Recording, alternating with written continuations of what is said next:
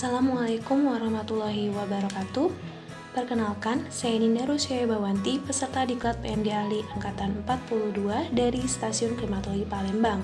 Pada kesempatan kali ini, saya akan mempresentasikan sebuah karya tulis ilmiah dengan tema kualitas udara, yakni yang ditulis oleh Muhtalib Latif et al. Di tahun 2016 dengan judul Seasonal and Long-Term Variations of Surface Ozone Concentrations in Malaysian Borneo, atau judul terjemahannya adalah variasi musiman dan jangka panjang dari konsentrasi ozon permukaan di wilayah Malaysia Borneo.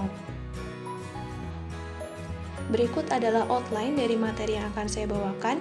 Mari langsung saja kita masuk ke bagian pertama, pendahuluan. Penelitian ini membahas tentang ozon, yakni molekul gas yang terdiri dari 3 atom oksigen. Berdasarkan tempat pembentukannya, terdapat 2 jenis ozon. Yang pertama adalah stratospheric ozon yang juga dikenal sebagai good ozone, dan yang kedua adalah tropospheric ozon yang juga dikenal sebagai bad ozone. Mengapa demikian? Tropospheric ozon terbentuk di lapisan troposfer, yakni lapisan atmosfer yang dekat dengan permukaan bumi. Tropospheric ozon ini sendiri terbentuk dari reaksi fotokimia prekursor-prekursornya seperti NOx, CO, dan VOC. Tropospheric ozon, yang juga dikenal sebagai surface ozone ini, dapat menyebabkan berbagai macam dampak negatif, seperti mengganggu kesehatan pernafasan manusia, menghambat pertumbuhan dan perkembangan tanaman, serta merusak ekosistem. Mengingat berbagai macam dampak negatif yang dapat ditimbulkan oleh tropospheric ozone atau surface ozone ini, tentunya penting untuk mengkaji lebih lanjut tentang seberapa tinggi konsentrasi surface ozone yang ada di suatu wilayah, dalam kaitannya dengan menentukan upaya mitigasi yang diperlukan. Oleh karena itu, penelitian ini bertujuan untuk mengkaji variasi musiman dan jangka panjang dari konsentrasi ozon permukaan di wilayah Malaysia Timur. Untuk selanjutnya adalah metode penelitian. Adapun data yang digunakan terdiri dari rata-rata per jam dari konsentrasi ozon, NO, NO2, CO, suhu udara, RH, serta arah dan kecepatan angin, dengan periode data dimulai pada Januari 2002 hingga Desember 2013 dengan analisis yang didasarkan pada konsentrasi harian maksimum serta rata-rata per jam. Untuk kekosongan datanya sendiri berkisar antara 8 hingga 14%. Untuk lokasi penelitiannya sendiri dilakukan di wilayah Malaysia Borneo atau Malaysia Timur, yakni di 7 titik pengamatan yang ditunjukkan oleh gambar berikut. Selanjutnya adalah hasil dan pembahasan. Untuk bagian pertama mengenai hasil analisis deskriptif dari konsentrasi ozon di 7 titik pengamatan yang ditunjukkan oleh tabel berikut. Di sini kita dapat mengetahui nilai rata-rata, standar deviasi, median, dan nilai maksimum dari konsentrasi ozon di 7 titik pengamatan, di mana nilai maksimumnya tercatat sebesar 92 ppbv, yaitu di titik S3.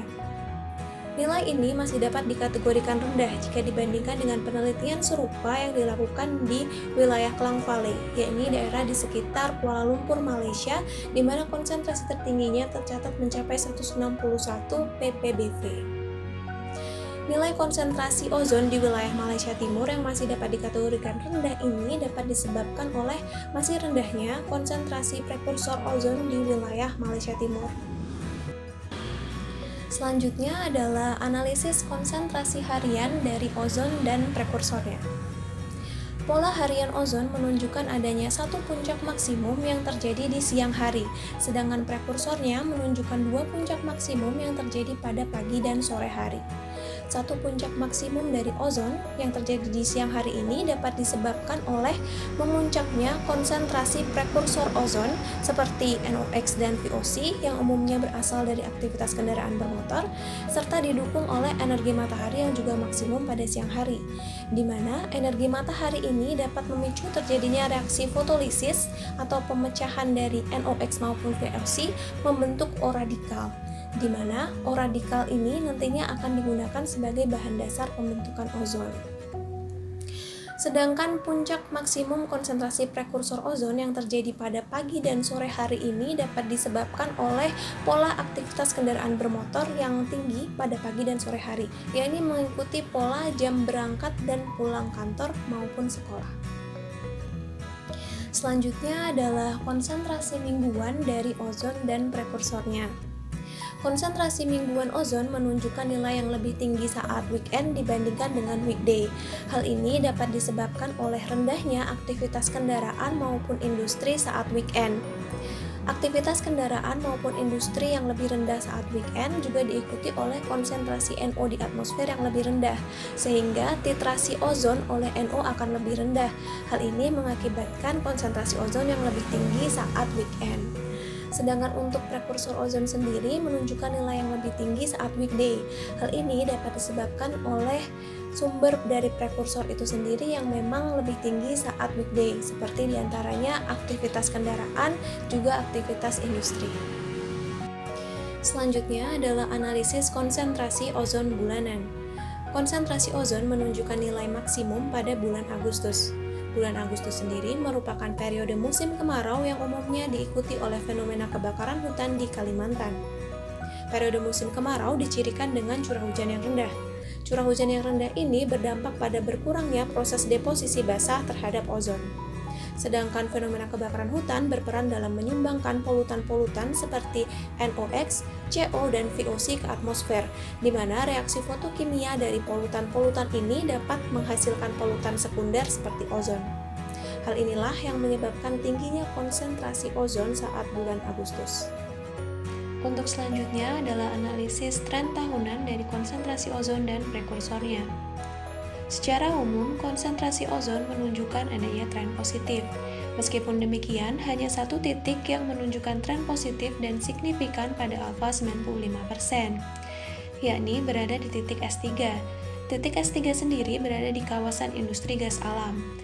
Peningkatan konsentrasi ozon di titik S3 ini diperkuat oleh konsentrasi NO2 yang juga meningkat dan signifikan pada alfa 95%. Hasil ini didukung oleh penelitian Sulaiman di wilayah Port Klang, Malaysia Barat, di mana untuk daerah yang berada di sekitar kawasan industri akan memiliki konsentrasi ozon yang lebih tinggi. Selanjutnya adalah analisis konsentrasi ozon dan prekursornya terhadap faktor meteorologi. Di sini digunakan bivariate plot untuk mengetahui variasi polutan yang dipengaruhi oleh arah dan kecepatan angin. Secara umum, konsentrasi ozon menunjukkan adanya peningkatan seiring dengan meningkatnya kecepatan angin. Beberapa titik seperti S3, S4, dan S5 menunjukkan adanya peningkatan saat arah angin dominan berasal dari barat laut. Sedangkan konsentrasi NO2 menunjukkan adanya penurunan seiring dengan meningkatnya kecepatan angin. Selanjutnya adalah analisis konsentrasi ozon dan prekursornya terhadap faktor meteorologi. Analisis ini dilakukan dengan menggunakan scatter plot. Di sini dapat kita ketahui bahwa konsentrasi ozon menunjukkan adanya peningkatan seiring dengan berkurangnya konsentrasi NO, konsentrasi NO2 yang berada pada kisaran 10 hingga 20 ppbv, dan konsentrasi CO yang berada pada kisaran 500 hingga 1500 ppbv. Selain itu, konsentrasi ozon juga menunjukkan adanya hubungan yang positif terhadap faktor meteorologi seperti suhu udara, kelembapan, dan kecepatan angin. Baik, untuk selanjutnya adalah kesimpulan. Dapat disimpulkan bahwa konsentrasi ozon permukaan di wilayah Malaysia Timur masih berada di bawah standar dari Malaysian Air Quality, yakni sebesar 100 ppbv. Kemudian, konsentrasi ozon ini juga menunjukkan adanya variasi temporal, baik dari periode waktu harian, mingguan, bulanan, hingga tahunan.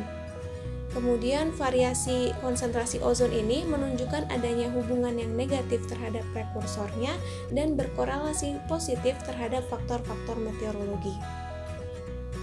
Berikut adalah referensi yang digunakan.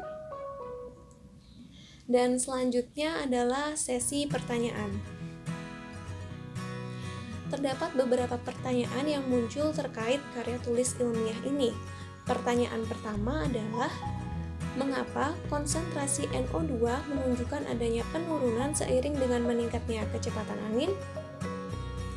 Hal ini dapat disebabkan oleh peran angin sebagai agen dispersi, di mana angin dapat memindahkan konsentrasi NO2 dari satu lokasi ke lokasi lainnya.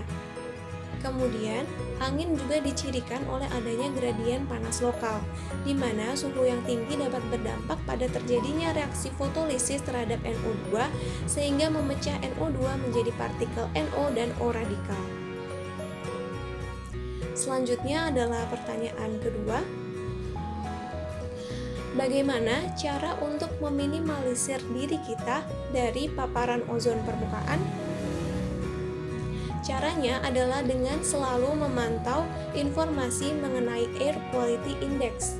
Dan ketika Air Quality Index menunjukkan nilai yang sedang hingga tinggi, lebih baik kita meminimalisir aktivitas di luar ruangan, terutama di waktu siang hari. Seperti yang kita telah ketahui sebelumnya, bahwa konsentrasi ozon mencapai nilai yang maksimum di siang hari. Baik, saya rasa cukup sekian presentasi yang dapat saya sampaikan. Semoga paparan ini bermanfaat dan atas kekurangannya saya mohon maaf. Terima kasih. Wassalamualaikum warahmatullahi wabarakatuh.